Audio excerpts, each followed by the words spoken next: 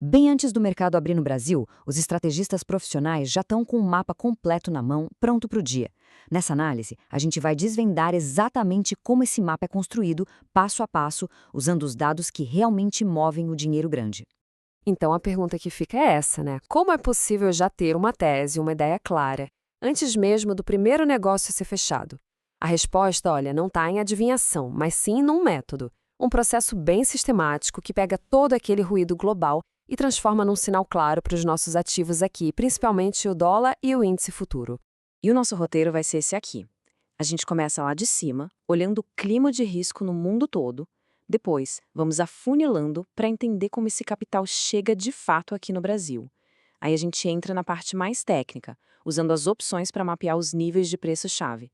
E tudo isso junto vai formar o nosso mapa do dia e, claro, mostrar qual a vantagem que esse processo todo nos dá. Certo. Primeiro passo do nosso funil, sentir a temperatura da água. Antes de focar aqui dentro, é fundamental entender o humor dos investidores lá fora. O dia começou com mais apetite para risco, para ativos mais voláteis, ou tá todo mundo correndo para a segurança? Esse é o ponto de partida. O conceito central para a gente aqui é o tal do sentimento de risco. Em dias que a gente chama de risk-on, o capital tende a vir para mercados como o nosso, buscando mais retorno. Isso geralmente ajuda a fortalecer o real e empurra a nossa bolsa para cima. Agora, em dias de risk-off, o medo domina. O dinheiro busca abrigo, busca refúgio em ativos seguros. E isso, classicamente, fortalece o dólar no mundo todo. E o mais interessante é como a gente consegue medir isso na prática. A gente usa o mercado de moedas, o câmbio, como um grande termômetro. Quando as moedas que são ligadas a commodities, tipo o dólar australiano, o neozelandês, quando elas estão fortes, é um sinal de risco ligado.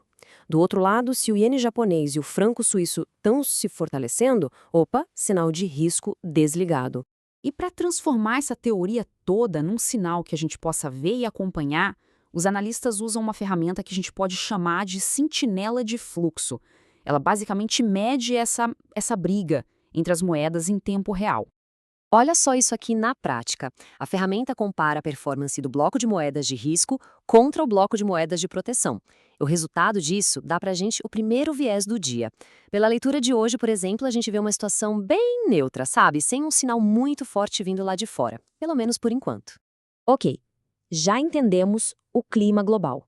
Agora, vamos para o próximo passo do funil. Como é que esse dinheiro, esse fluxo, realmente aterrissa aqui no Brasil?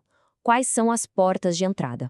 Uma das principais portas de entrada é o famoso carry trade.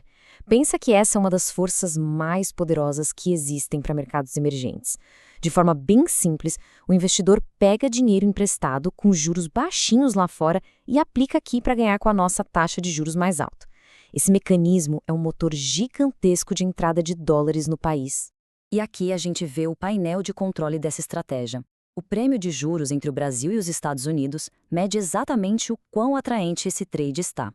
E hoje o status está como neutro. Isso quer dizer que, nesse momento, esse motor não está nem acelerando nem freando o fluxo de uma forma muito decisiva. Além dos juros, claro, a gente tem o nosso DNA de exportador. O desempenho da nossa cesta de commodities, minério, soja, petróleo, é outra veia importantíssima para a entrada de dólares. Isso influencia diretamente a força do real e, claro, o resultado das empresas da nossa bolsa.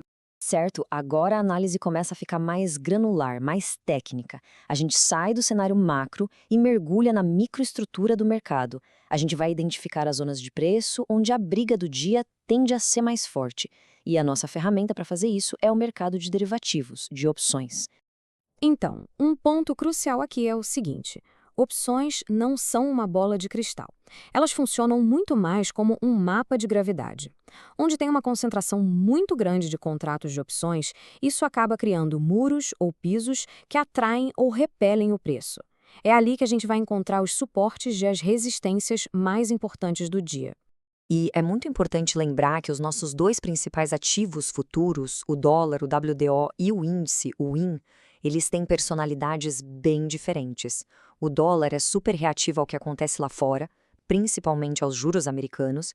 Já o índice futuro, ele está mais conectado com o humor do investidor aqui dentro, com o fluxo de dinheiro direto para as ações E agora, chegou o momento da síntese. A gente vai juntar todas as peças, o sentimento global, os canais de fluxo de dinheiro e aquele mapa de gravidade das opções.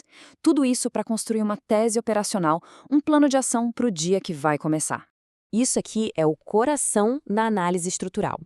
Para o dólar, o WDO, o relatório mostra um regime de gama positivo acima do nível de 5.257. O que isso significa na prática? Que nessa região, quem vende opções tende a amortecer a volatilidade, comprando na baixa e vendendo na alta para se proteger.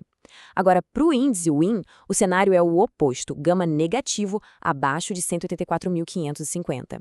Aqui, os movimentos tendem a acelerar, tipo uma bola de neve. A volatilidade se retroalimenta.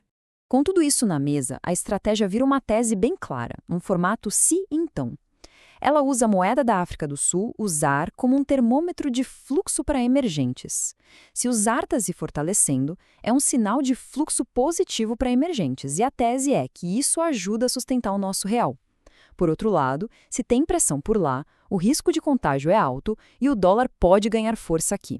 Veja bem, isso não é uma previsão, é um plano de jogo. E para a gente fechar, vamos amarrar o porquê de todo esse processo. Afinal, qual é a verdadeira vantagem que um estrategista está buscando com uma análise dessas? O que a gente construiu aqui foi exatamente um funil de análise. A gente começou lá no macro, bem amplo, com o sentimento de risco. Foi afunilando para os canais de fluxo. Detalhou os pontos de interesse no preço. E no final, a gente sai com uma tese baseada em probabilidades. É a transformação de um monte de informação em inteligência que pode ser usada. E a grande lição é esta. O objetivo de um profissional não é ter uma bola de cristal, não é adivinhar para onde o mercado vai. É construir um framework, uma estrutura forte para poder reagir de forma inteligente ao que o mercado de fato fizer.